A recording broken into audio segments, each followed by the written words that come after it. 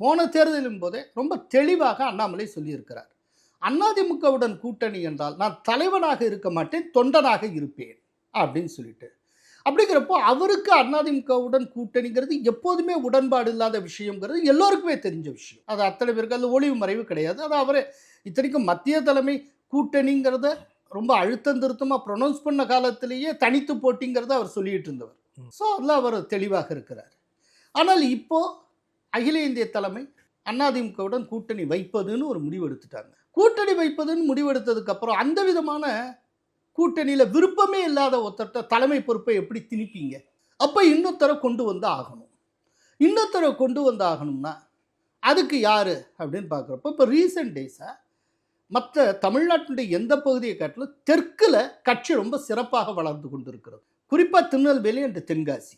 அதே நேரத்தில் நயினா நாகேந்திரன் ஏற்கனவே அதிமுகவில் ஜெயலலிதா ஆட்சி காலத்திலேயே அவர் மினிஸ்டராக இருந்தவர். அதிமுகவில் இன்னைக்கு இருக்கிற அதிமுக பொதுச் செயலாளர் எடப்பாடி பழனிசாமியிலிருந்து எல்லோருமே அவருடைய பழைய நண்பர்கள். தெற்குலையும் வளர்ந்துகிட்டு இருக்கு.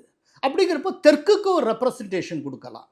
தெற்கில் வளர்ந்துகிட்டு இருக்கப்போ தெற்கிலிருந்து ஒருத்தர் தலைவராக வர்றது அப்படிங்கிறது தெற்கில் கட்சியை உறுதிப்படுத்துவதற்கும் ஸ்திரமான முறையில் வளர்ப்பதற்கும் பயன்படும்.